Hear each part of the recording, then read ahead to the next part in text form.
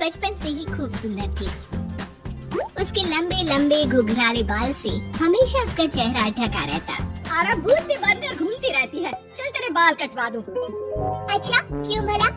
School में तो सारा वक्त बांधकर घूमना पड़ता था। अब तो मैं कॉलेज जाऊंगी और बाल खोल कर घूमूंगी। हाँ।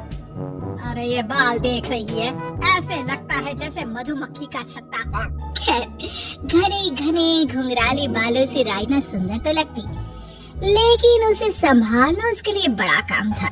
माँ, अरे माँ, शैम्पू खत्म हो गया है। इस बार वो वाला लाना ना, जो घुंघराले बालों को और बाउंसी बनाता है। माँ ले आना हाँ जरूर से। कल मेरा कॉलेज का पहला दिन है।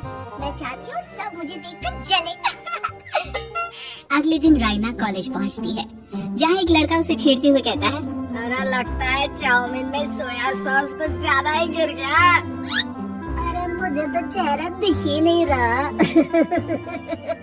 लड़कियां भी राइना का मजाक उड़ाती है। अरे यार, ये कंगना की कॉपी करके कौन आया है?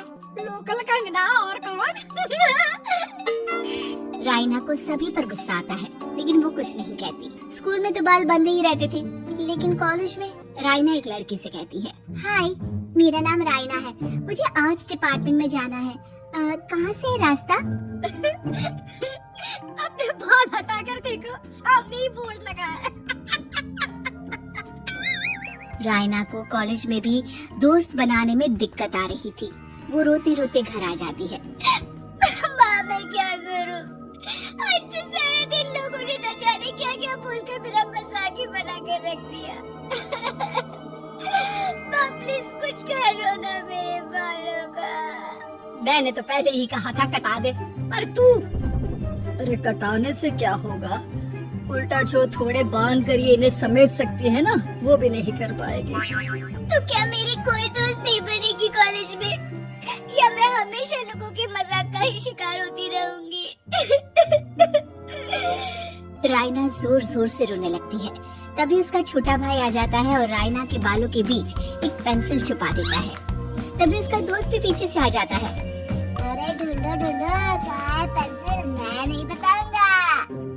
दोस्त काफी कोशिश करता है, लेकिन उसे पेंसिल नहीं मिलती। वो वहाँ से चला जाता है। थैंक्स दी, आज आपके बालों ने तो मुझे बचा ही लिया। अच्छा, बहुत दिनों के बाद बालों को लेकर कुछ अच्छा सुनने को मिला। मुझे भी पहले लगता था कि मेरे बाल सबसे सुंदर है, लेकिन अब पता चला। अरे क्या पता चला, क्या हो गया? देख, किसी भी चीज के ना दो पहलू होते हैं। या तो तुम बालों से ही लोगों का मन जीतो, या फिर रोते रहो। अब ऐसे घने बाल तो तुम्हें भगवान ने दिए हैं। राइना को पिता की बात समझ में आ जाती है। वो सोच लेती है कि जिन बालों के कारण वो कॉलेज में एक भी दोस्त नहीं बना पा रही है, उन्हीं बालों से वो दोस्तों की लाइन लगवा देगी। अगले दिन कॉलेज में डेस्क में राइना बालों को आगे कर लेती है और लोगों को लगता है कि राइना का चेहरा पीछे है, लेकिन राइना घने घुंघराले बालों को हटाकर हंसने लगती है। देखा मेरे बालों का कमाल, इससे मेरा चेहरा भी नहीं दिखता और मैं चलती क्लास में सो भी सकती हूँ। सभी राइना को देखकर हंसने लगते हैं। क्लास में परीक्षा चल रही होती है, तो राइना अपने बालों में चीटिंग के पेपर छुपा छुपा कर आसपास के बच्चों की मदद भी कर देती है, जिसके बाद से तो राइना क्लास की हीरोइन बन जाती है। वाह राइना, तेरे बाल तो बहुत कमाल के हैं। मैं तो इन्हीं के कारण पास हो गई। और पता है, मैं तो अपने काम का सामान राइना के बालों के बीच में ही फंसा देती हूँ। जैसे जैसे काम होता है वैसे वैसे इस्तेमाल करती हूँ। अब तो क्लास में हर कोई राइना के साथ बैठने की जिद करता। राइना में इसे लेकर घमंड आ जाता है। उसे लगता है कि वही क्लास की सबसे डिमांडिंग लड़की है। फिर एक दिन, मैं इस कॉलेज में नई नई आई हूँ, क्या आप मेरी दोस्त बनेंगी? मैं? ओह सॉरी, मैं इस क्लास की सबसे डिमांडिंग लड़की हूँ। हर कोई मेरे साथ ही रहना चाहता है। एक काम करो ना, वो पीछे की सीट दिख रही है, जाओ जाकर वहीं बैठ जाओ। लड़की को राइना की बात बहुत बुरी लगती है, लेकिन वो करती भी तो क्या, जाकर चुपचाप पीछे की सीट पर बैठ जाती है। तो आज का लेसन सबने याद किया है ना बराबर से? जितनी भी चीटिंग करने वाली लड़कियां थी, वो राइना के पीछे जाकर बैठ जाती है और जोर से चिल्लाती है, जी मैम, सब कुछ याद है, कहीं से भी पूछ लो, हम तो मास्टर हैं, मास्टर। क्यों? ये बोलकर वो रायना के कंधे पर हाथ रख देती है। रायना भी खुश होती है कि कॉलेज की सबसे स्मार्ट लड़कियों का ग्रुप उसका दोस्त है। पीछे बैठी वो लड़की देखती है कि कैसे मैडम के सवाल लड़कियां रायना के सर को देखकर दे रही है। शाबाश, मुझे खुशी है कि तुम लोग इतनी अच्छी पढ़ाई करने लगी हो। मैं प्रिंसिपल से कहकर तुम लोगों की स्कॉलरशिप की बात करूंगी, जिससे तुम लोगों के माता पिता का पैसा जो फीस में लग रहा है वो बच जाए।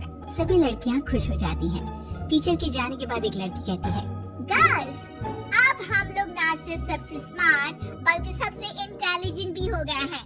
इसी बात पर आने वाले संडे को मेरे घर पर पार्टी, सबको आना है, ओके? सभी लड़कियां पार्टी के लिए एक्साइटेड हो जाती हैं। रायना भी। माँ, मेरे कॉलेज की सबसे स्मार्ट लड़की ने पार्टी रखी है संडे को। मैं भी वहाँ सबसे अच्छी दिखना चाहती हूँ, लेकिन ये बाल। घुंघराले बालों का तो कर भी क्या सकती है। तभी उन लोगों की नजर पार्लर के एक इश्तिहार पर पड़ती है जो 3000 रुपए में बाल स्ट्रेट कर रहा था। मुझे पैसे देना, मैं बाल सीधे करवा कर आती हूँ। संडे को पार्टी में सबसे अच्छी लगूंगी। बस फिर क्या था, अपने घुंघराले बालों को रायना पार्लर जाकर स्ट्रेट यानी कि सीधा करवा लेती है। और फिर पार्टी वाले दिन, हाय गर्ल्स, कैसी लग रही हूँ मैं? ओह नो, शिट, ये क्या करवा लिया बालों का हाल? और जिसके घर पार्टी थी वो लड़की, अरे ये क्या करवा लिया? तुम्हें मालूम नहीं है, जिस बालों में चीटिंग रखकर हम लोग टीचर के अगर इम्प्रेशन जमाते थे, उन बालों को तुमने। अरे हमें तो स्कॉलरशिप भी मिलने वाला था, अब तुमने बाल सीधे करवा लिए। अब तुम हम लोगों के लिए किसी काम की नहीं हो। अरे लेकिन हम दोस्त तो है ना, क्या मैं अच्छी नहीं लग रही हूँ? हमें तेरे अच्छे और बुरे लगने की कोई जरूरत नहीं है। हम लोगों को तेरे बालों से फायदा था, अब वो नहीं है तो हम तेरे दोस्त भी नहीं है। जा जाकर बाल वापस घुंघराले करके आ, तभी तो हम लोगों की दोस्त बन सकती है। रायना रोते रोते घर आती है और माँ को सारी बात बता देती है। माँ, ला पैसे दे, मैं बाजार जाकर बाल ठीक करा के आती हूँ।